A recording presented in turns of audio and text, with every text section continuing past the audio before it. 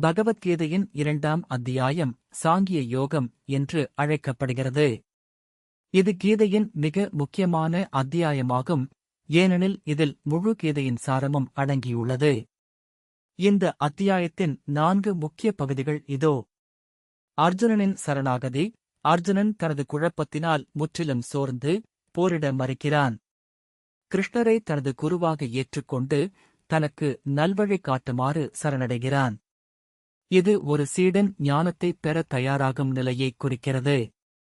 ஆத்ம ஞானம், self knowledge. சோகஸ்மெய்லி துயரத்தின் முக்கிய காரணம் அறியாமை என்று கிருஷ்ணர் விளக்குகிறார்.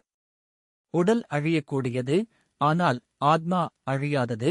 அதை ஆயுதத்தால் வெட்டவோ நெருப்பால் எரிக்கவோ முடியாது என்ற உண்மையை உபதேசிக்கிறார்.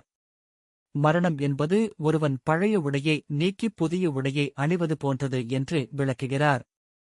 கர்ம யோகம். கடமையைச் செய், பலனை எதிர்பார்க்காதே, கர்மண்யேவாதிகாரஸ்தே என்ற புகழ்பெற்ற தத்துவத்தை கிருஷ்ணர் இங்குதான் கூறுகிறார். செயலின் விளைவுகளில் பற்று வைக்காமல் ஒரு யாகத்தைப் போல கடமையைச் செய்ய வேண்டும் என்று அறிவுறுத்துகிறார். ஸ்திதப்ராக்கன். நிலைபெற்ற அறிவுடையவன். சோகஸ்மெய்லி அறிவில் நிலைபெற்று ஒரு மனிதன், பர்ஃபெக்ட் மேன், எப்படி இருப்பான் என்பதை கிருஷ்ணர் விவரிக்கிறார்.